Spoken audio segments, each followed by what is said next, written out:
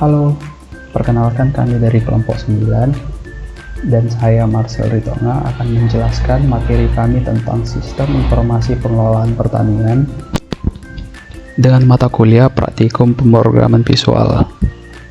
Nah, kali ini kami akan menjelaskan JFrame kami yang telah kami diskusikan atau program kami yang telah kami buat. Nah, sebelum kita masuk ke frame-nya, kami di sini menggunakan 3 frame, yaitu frame login, frame registrasi, dan frame data. Nah, kita coba login, kita run frame loginnya.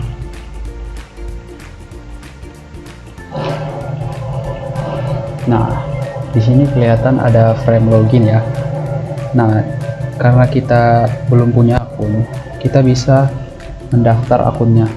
Nah, ketika kita menekan tombol daftar, otomatis frame login ini akan di close atau ditutup dan frame registrasi akan muncul sebagai visible atau true, dan frame login ini bersifat false, jadi dia dikembalikan, di close lah istilahnya. Jadi kita tekan tombol daftar, nah jadi muncul frame daftar dan frame login sudah tidak ada lagi ya di sini. Oke. Nah, pada frame registrasi atau pendaftaran ini terdapat 3 text field, yaitu nama pengguna, kata sandi, dan ulangi kata sandi. Nah, tiga-tiganya ini bersifat string. Nah, jika kita memasukkan nama pengguna sedangkan kata sandi dan kata sandi yang kedua itu tidak berisi, otomatis nilai tidak akan dimasukkan ke dalam database. Nah, jadi kami menggunakan kondisi di sini. Misalnya kita contohkan ya, misalnya admin,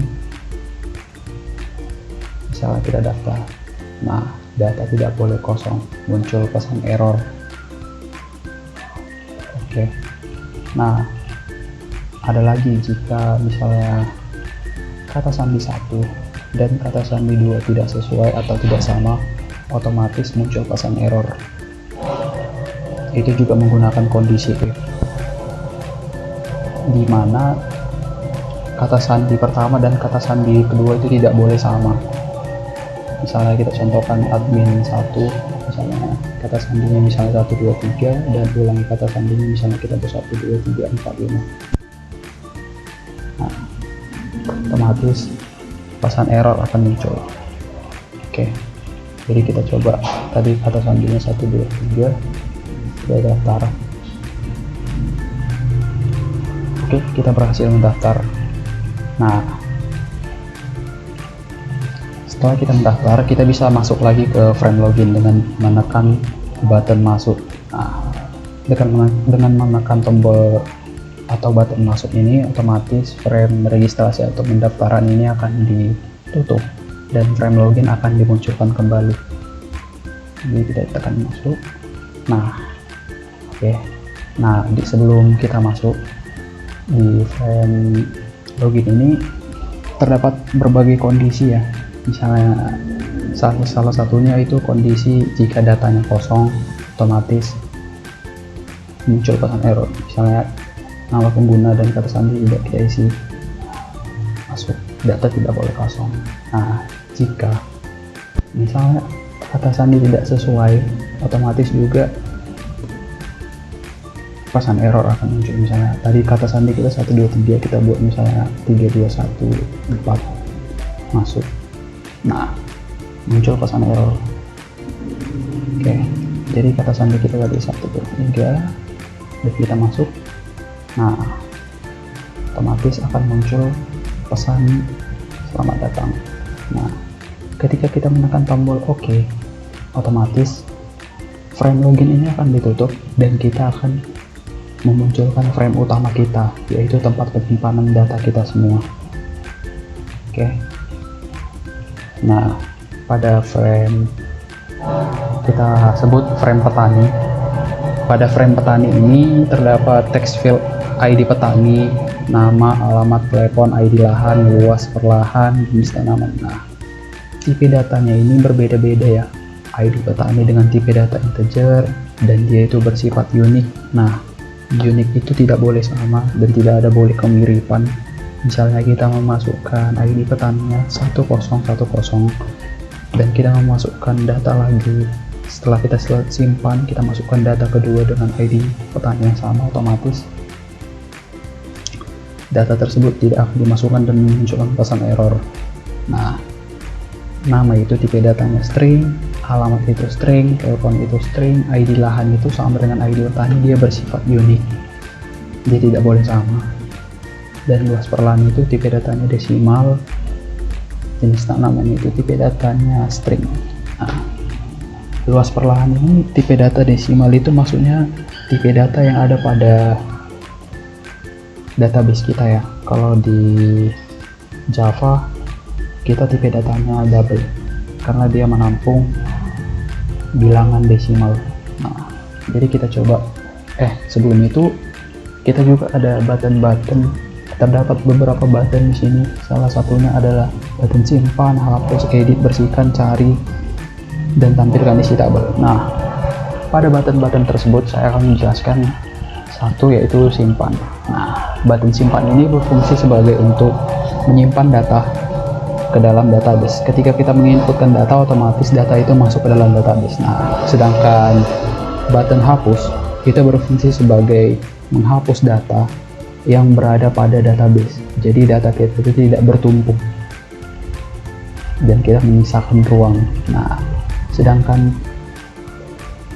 button edit itu berfungsi untuk mengedit data yang ada pada database.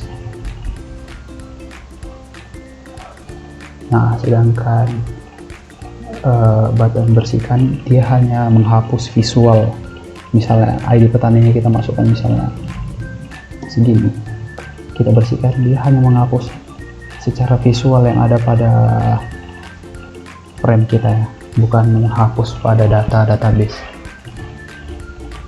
Oke, dan satu lagi button tampilkan isi tabel. Nah, tampilkan isi tabel ini berfungsi untuk menampilkan semua data yang telah kita input ke dalam database. Jadi data yang sudah kita input pada database kita bisa memanggilnya lagi secara keseluruhan. Jadi kita tidak perlu lagi capek-capek salah satu-satu untuk menampilkan isinya. Nah, jadi kita coba dulu button simpan. Kita misalnya contoh ya.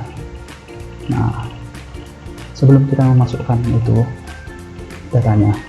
Nah, di sini juga terdapat berbagai kondisi ya. Jika datanya kosong, otomatis muncul pesan error seperti biasa. Data tidak boleh kosong. Dan ada juga ketika ID petaninya sama, otomatis muncul juga nanti pesan error. Jadi kita buat dulu datanya. Misalnya contohnya ID petani itu kita mulai dari angka 100 dan nama itu misalnya kita buat namanya Nina, alamatnya misalnya Jalan Sulu, teleponnya. Nah, nomor telepon ini tipe datanya string tadi ya, dan ID lahan ini kita mulai dari 800. Kita buat unit aja ya, 010. Oke, luas perlahannya misalnya 400 dan jenis tamannya misalnya sawit. Oke, bos kecil, jeruk lah misalnya. Nah, kita coba simpan. Oke, datanya berhasil disimpan. Nah, untuk membuktikannya kita pergi ke MySQL kita atau phpMyAdmin. Kita menggunakan phpMyAdmin di sini ya. Nah, jadi di sini kita menggunakan database dengan nama databasenya DB Visual, dan di dalam DB Visual ini terdapat 4 tabel, yaitu TB admin, TB hasil, TB lahan, TB petani. Nah, yang pertama tadi kita untuk menu registrasi, kita memasukkan datanya ke dalam TB admin. Nah, di sini bisa kelihatan ya, admin 1 di sini ada dengan password 123. Tunggu, kita bersihkan dulu yang lainnya.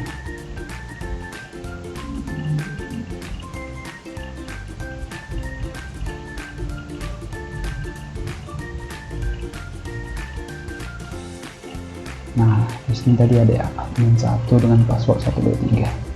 Nah, kita buat ke ID petani.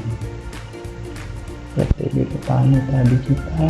Nah, ID petaninya di sini kelihatannya ada 100, nama nominal, alamat, telepon, dan TB lahannya ini berisi TB lahan ini berisi sebagai ID lahan, ID petani, luas, jenis tanaman.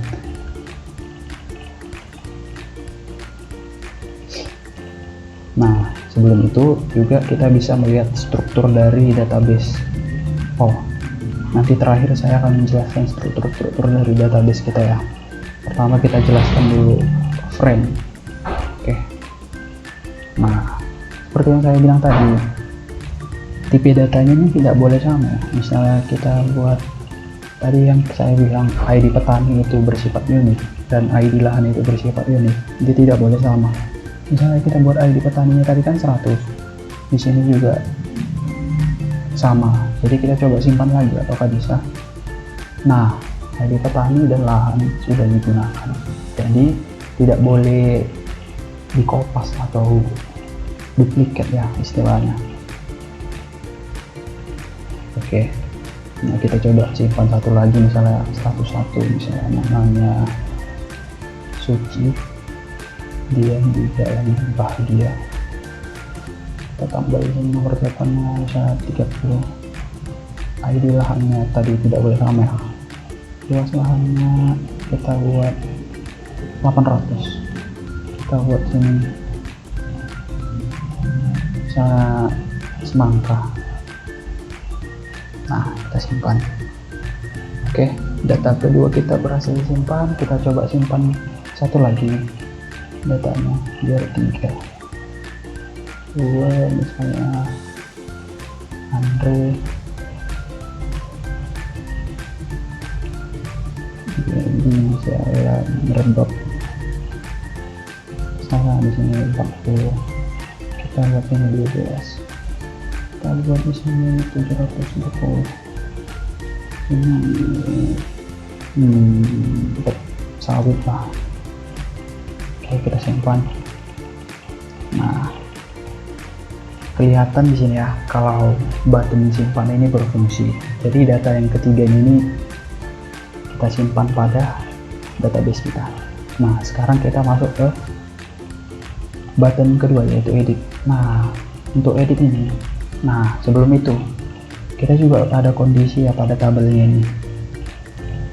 Ketika kita tekan di sini, ketika kita tekan baris yang ada pada tabel ini, otomatis datanya ini masuk ke dalam text field. Nah, kita menggunakan kondisi di situ, dan juga ada metode yang lain kita gunakan untuk mendeklarasikan. Nah, kita bisa lihat tadi untuk tampilkan data kita tadi di petani ya, dan petani tampilkan tabel. Nah, tampilkan data. Kita menggunakan statement dari MySQL atau query language. Ini menggunakan inner join ya. Ini untuk menampilkan data, ini tampilkan data. Nah, sebelum itu ada, nah ini dia tabel. Kita buat ini actionnya table mouse click. Maksudnya itu ketika kita klik, otomatis datanya itu masuk ke dalam text field. Nah, ini terdapat metode-metode yang digunakan pada tabel ya. Ada get selected row, get value.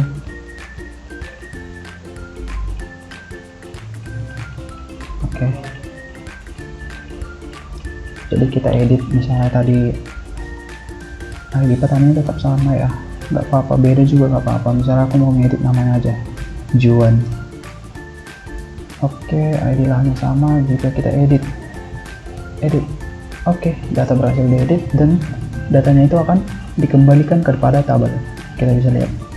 Oke, lihat ya. Tadi yang namanya Juan jadi Nina. Oh ya, salah, tadi namanya Nina jadi Juan.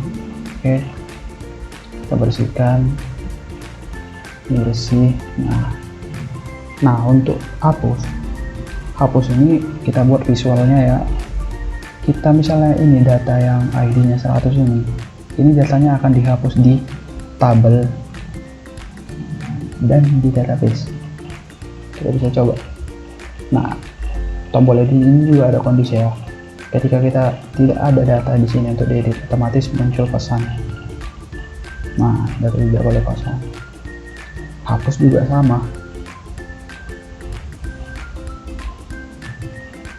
Nah, kalau hapus itu dia harus ini ya, datanya itu kondisinya itu ketika kita tidak memilih salah satu baris yang ada pada tabel. Nah, bisa kelihatan ini berhasil dihapus ya, data Juan ini yang ID 100. Nah, datanya ini nggak ada ya di sini. Nah, yang tadi saya bilang ada kondisi di button hapus itu bisa kita lihat. Nah, pilih dahulu. Jadi kita harus memilih data yang ada pada tabel dulu, baru bisa dihapus.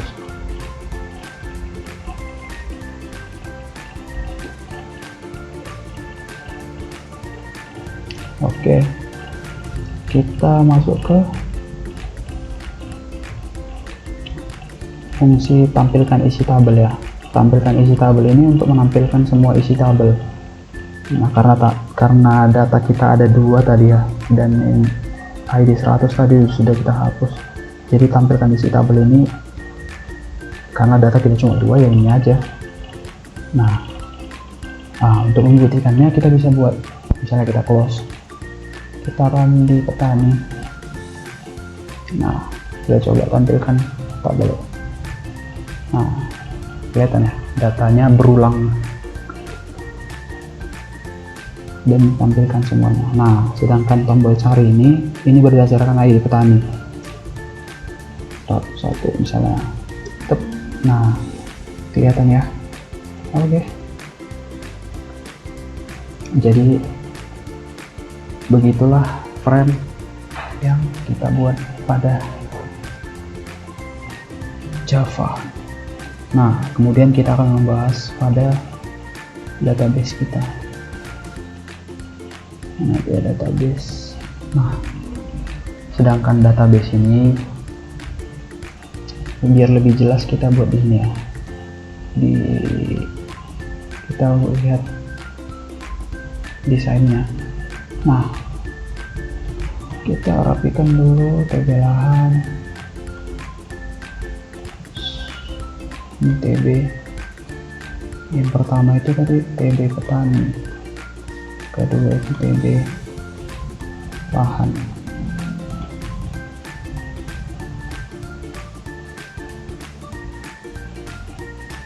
Oke.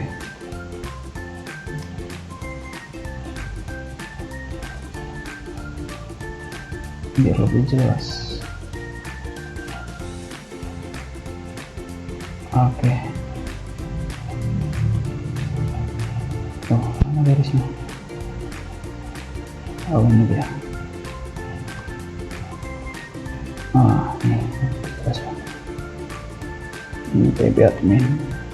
Aduh.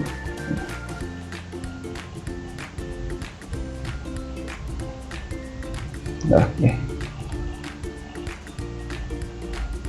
Nah, ini kelihatan bahwa desainnya yaitu ID petani yang saya bilang tadi bersifat unik, sedangkan ID petani yang ada pada TB lahan ini Forensky ya. Forensky ID petani yang ada pada tabel TB lahan itu bersifat Forensky. Nah, Forensky-nya ini juga bersifat yaitu cascading. Dia bersifat update dan delete. Nah, artinya itu ketika kita menghapus atau mengedit data kita pada ID petani, otomatis ketika kita menghapus ID petani berdasarkan ID petani, otomatis datanya ini akan kehapus dari TB petani, TB lahan, dia ikut kehapus datanya, bukan hanya di TB petani aja.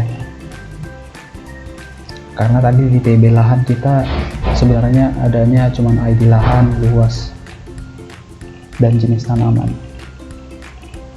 Nah, begitu juga dengan TB hasil.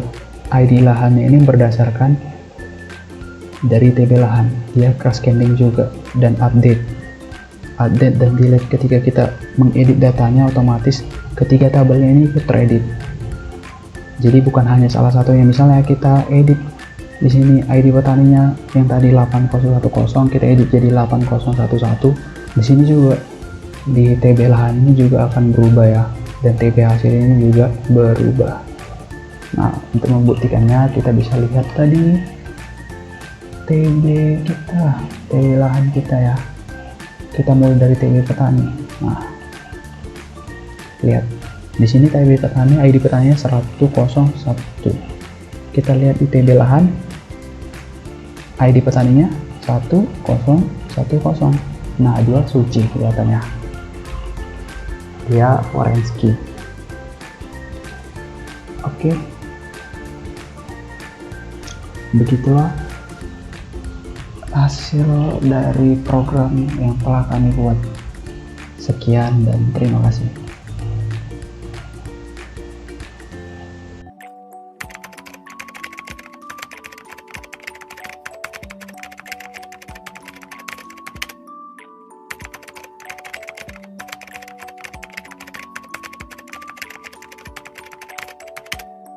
YouTube.